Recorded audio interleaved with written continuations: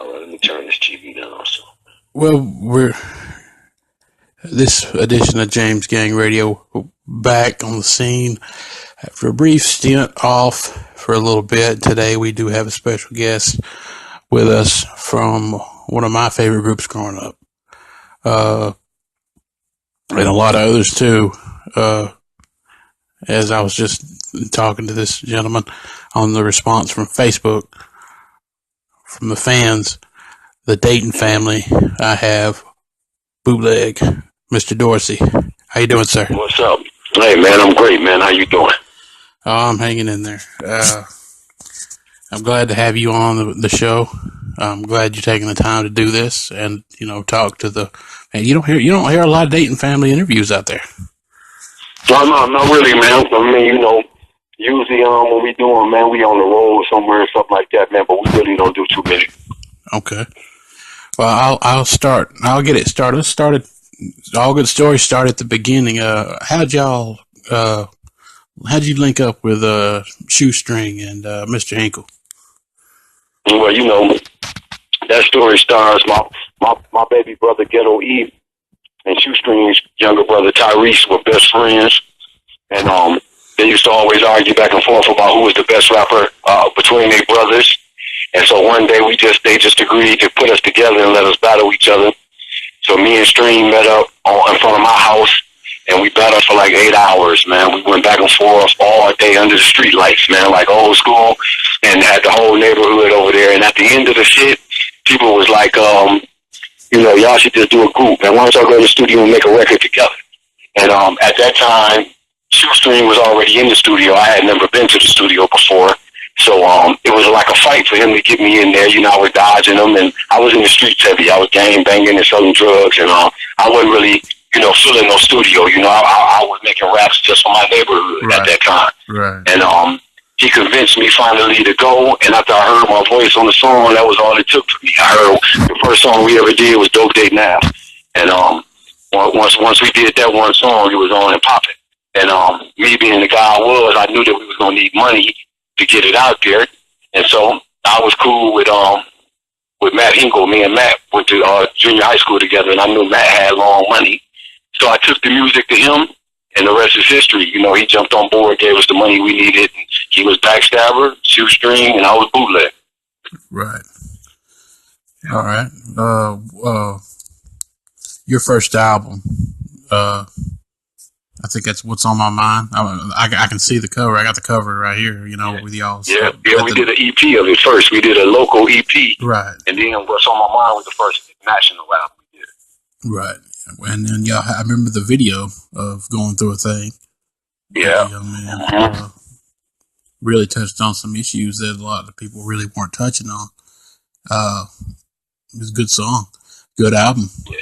At the last track is a song called Flint Town. Flint Town, they've turned into a Netflix. Are you familiar with this? Yeah, I'm familiar with it. Yeah. Netflix thing, and I think don't quote me on this, but I think they use the song Flint Town. Yeah. If they do, they probably should hit you up. It. Yeah. Yeah, they did use the song Flint Town because of all the water situation.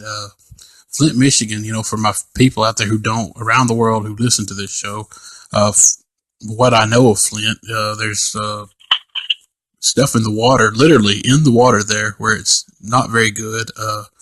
It's a city in decay, and it's just kind of left to fend for itself. Michael Moore has touched on this about Flint, Michigan. A lot of people have touched on it. It's been abandoned, basically, man, but we fighting we're gaining footing, man. We've been fighting this battle for 4 years in Flint. Right. A lot of people around the country don't know that April 25th was the 4-year anniversary of the water being poisoned in Flint. It wasn't an accident. It was purposely poisoned. And, it affected children and the elderly. A lot of people lost their lives there, and people still struggling in Flint right now about the water. A week or so ago, they closed all the free water distribution pods around the city. So now people, even low-income people can't even get bottled water no more for free. So that struggle getting real. We just marched on Lansing, the state capitol here, and, in protest of them closing the water pods. So, the struggle is real, man. People dying every day in Flint, not just from the violence, but from being poisoned. The food. They closed all the grocery stores there, so you got to go miles away to even buy food. Right. So yeah, and it's an urban city, man. Flint, it's close to 100,000 people in Flint, Right. And they treating it like it's a third world, country or something. It's like being overseas somewhere. Right. Yeah. It's definitely, we got worried about problems abroad when we got problems right here. Flint, Michigan is probably the leading example of problems right here in the U.S. Yep. And definitely worried about shit going on. That's a whole nother type of shit, we can get into that. We'll get into that maybe. I don't know. Anyway, Dayton family. How'd y'all get the video and stuff? How'd that get out and about? How'd that get popping? Which one? Which video? Going through a thing. Going through a thing, man. We was initially, man, we signed with Atlantic Records, man. Sylvia Rawls, one of the wealthiest female executives in the music industry, man. And after we did that, they wanted us to do too many changes to the music, and they wouldn't let us be raw.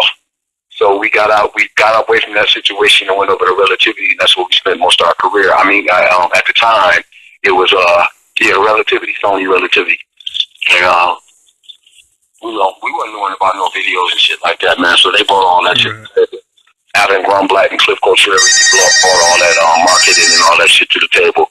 We was just inner city kids and just chasing money, man. We were just having fun, man. That's what it was.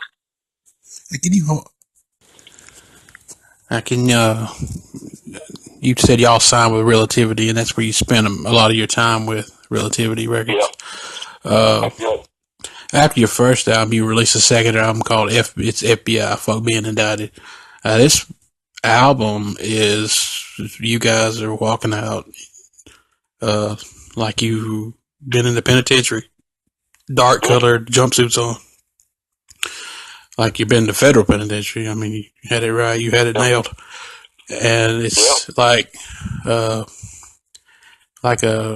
classic. It's a classic album. It's still talked about. It was so good. People still talk about that, but you knew Dayton family arrived, or I did, being a 12-year-old and seeing that album in, bumfuck Tennessee, y'all coming from Flint, Michigan, and you're selling records in Tennessee. You're on, Yes, sir. Yes, sir. So you have a right. FBI was just a tool testimony. If you really want to know who the Dayton, you gotta excuse me too, man. I'm eating some salt and iron letters, man. Right now, I'm addicted to them. But if you really want to know what the Dayton family stands for and our legacy and everything, FBI would be the album I would refer to, because that was a point in our lives. We was really fighting those cases, man. Every FBI feels so good because it's true, and we was in that moment. We was going to federal court trials and everything while we was making that album. Right. All those stories about, the cops in green and all, them was real individuals. Those weren't made up names. Those are real police officers in Flint, Michigan. So everything we was talking about on there was true. We was recording that album, coming out the studio, getting slammed by the police and getting chased by the DEA. We was really going through that while we was making FBI. Wow. Yeah, so, my brother Matt did 10 years. I did 5.5 years. You know what I'm saying? Both state and federal prison we've been to. So, like I said, at the end of the day, that's why that album felt so good to a lot of people, because just listening to it, you can tell you had to be living that to even deliver the message the way we did. Right. Yeah, absolutely. There's definitely a realness. There's a connection there. Mm-hmm. Even to this day, people still play. I still play it. From time to time, I'll still play it. But thank you. Yeah, you're welcome. No, thank you.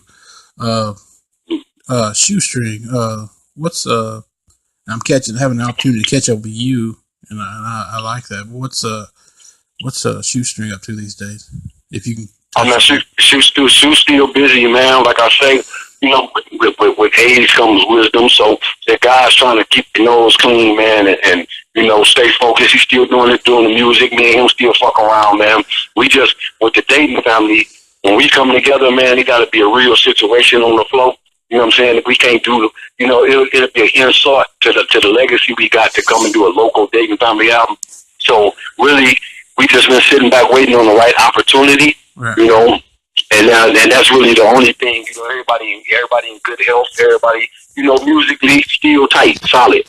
But it's just about the right opportunities now. The music game ain't really what it was in the '90s. It's just it's a lot cornier now, and just the environment of it. There got to be a reason for us to come together and do something for real. You're right. It's changed a lot now, and not for the better. Yeah. I definitely think the '90s was the golden era of hip hop. I definitely think that. Definitely. I agree with you totally. And I don't agree with you just because that's the era we come from. I agree with you because looking at the music today, there's no diversity. Everybody sounds the same. They all rapping to the same beat. And I'm not that older rapper that's mad. Some of the music I like, some of it I like, but if music got to touch my soul, and I haven't felt that in years, where I heard a song and it touched me and it made me motivated or told me something good. All the shit that's coming out now is just pop pills. It's just dumb shit, goofy shit. It ain't nothing about advancing the cause or telling people the consequences. Even in the '90s, when we rapped about killing motherfuckers, we told you both sides. It's an up and a down. Right. Even we talked about selling drugs, we told you the up and the down. Nowadays they just glorify the shit like it ain't no consequences to it, and a lot of people falling in that trap, trying to live that way, not realizing that it's a consequence to that. Are you prepared to go to the penitentiary for it? That's what they're not looking at no more. Right. Yeah, you're right.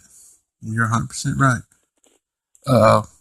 Listening to the Dayton family, I imagine you had your own people who you listen to, like everybody does, like who you influenced you a lot. How influenced were you by the Ghetto Boys? Oh man, they're my dudes, man. I hung out. I brought Bushwick. I was so much of a fan. I hung out with Bush. I brought him to Flint, and we hung out, man. Ghetto Boys was my dudes, man. Musically, I love Ghetto Boys. And then even when we just went on tour a few years ago with ICP, I brought Bushwick out and shit. I fuck with Bill heavy. He came and stayed in Flint with me for a few months. That's awesome, man. The reason I say that is you can tell they kind of y'all had a reality rap feel, kind of like the Ghetto Boys, or Willie D calls it reality rap, and I think y'all kind of picked it up and y'all weren't as out there as they were with songs. They had that Mind of a Lunatic song. You talked about rape and stuff. Y'all were a little more, here's what it is. We were just speaking our truth, man. At the end of the day, we wasn't really, trying to do nothing but tell our story. The shit Dayton family did, man, we didn't do it based on nobody else. And that's why we still around to this day and feel relevant. That's why I can go anywhere in the country and still do what I do. Because we were just us, man. We never tried to follow the trends. And if somebody was doing something over there, we wanted to do the total opposite of that. We didn't never want to sound like nobody, look like nobody, dress like them, do nothing like nobody else. We wanted our own lane. You know what I mean? And if coincidentally we sounded like somebody else, it was because they was real as fuck too. And they was just telling their truth. Right. That's all it was. Right. I got you. Well, I was a huge Ghetto Boys fan, and I could hear it. Not y'all were emulating them, but it was kind of like you had the same. Yeah, they was from the ghetto too. Yes. They was from the ghetto. We was from Flint, Michigan. They was from Houston, Texas. They was from the ghetto just like we were. The struggle was the same no matter what city you were. Right. If you're from the ghetto, my ghetto is the same as your ghetto. So we don't speak the same language anyway. So that's a compliment though. To even be put in the same sentence as the Ghetto Boys is a compliment. Oh yeah, absolutely. If I was in York, definitely put me in there with them. Yeah, right. Yeah. You mentioned ICP. Y'all still rock with them pretty good, or I don't know. No, we friends. You know what I'm saying? But as far as business, we don't really do no business together. But we still good friends, man. My kids go to their kids' birthday parties, and we still communicate mutually. Right. Full respect. Yeah, but they've reached out to different, guys, real rappers over time. I know Big Hutch was over there for a minute. He talked about that. And Esham, back in the early 2000s, had went over there. Yep. And then I heard that you guys were over there doing something, but, yeah, it's just, business.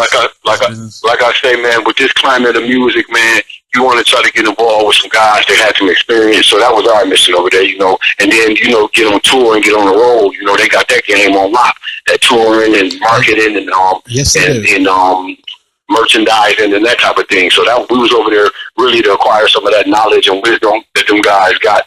And, that was that. Well, they definitely got that. They got their own, and their fans are loyal. You got to give them that. That's right. That's right. Yeah, are definitely loyal. We did 50 city. We did a 50 city tour with them. That's awesome. I guess I'll end here with a couple of questions. Do you see y'all going on tour anytime? And the big question is will we see another Dayton Family album? You know what? I definitely guarantee you, and I can promise you that you would definitely hear another Dayton Family album. Like I say, and if anybody listening that's in a position to bring the support that we need to a Dayton Family project, then hit me up or hit my bro up right here, and he gonna let me know. And I'm gonna say that you would definitely hear Dayton Family music. Me, Backstabber, Stream be together every day, man, and my brothers, and we rock together. Like I say, it just got an opportunity has to arise where it's worth us putting in the effort and the energy because we can't do a Dayton Family album. When we do one, it got to be one of those ones, Right. And you would definitely hear another Dayton Family album, and that the same answer applies to the tour. If some guys get with us, them promoters and people that's out there get with us, we'll come to any city in this country and do something. I mean, we ain't afraid to go nowhere. We'll come anywhere that is a microphone and some speakers. So that's awesome. And let me let all the James Gang people know who were listening to Dayton Family, who want to hear Dayton Family, that Bootleg has agreed to release a couple tracks through the James Gang podcast website on Facebook. We had talked about that. He was going to send me a couple tracks, and when he does, I will let the world know and let them hear that. And I appreciate you doing that, letting us do that. Yeah, no problem, Tommy. No problem. So, you've got at least a couple tracks from one of the architects from the Dayton Family, from some Midwest legends right there, and they still around. They're still around to this day, and we hope to hear from them soon. But like I said, they've come back into pop culture with this Flint Town documentary. Their songs been playing again, so I'm glad they got that license. They were a big part. Yeah, and then I want to tell them too, not to cut you off, but I want to tell them too, go on YouTube, man, and look at all the videos and things that we dropping, man. We got a whole lot of new content up on YouTube, and you can. And then anybody want to get in touch with me, man, I answer my Facebook page directly. That's not no middleman or nobody in between. If you hit me up on Facebook, that's me. I'm gonna respond back to you personally. Yeah, absolutely. I can vouch for that. He will hit you up back personally. One of the realest cats I've ever known. I'm glad to see you back. And like I say, James Gang, and we're out.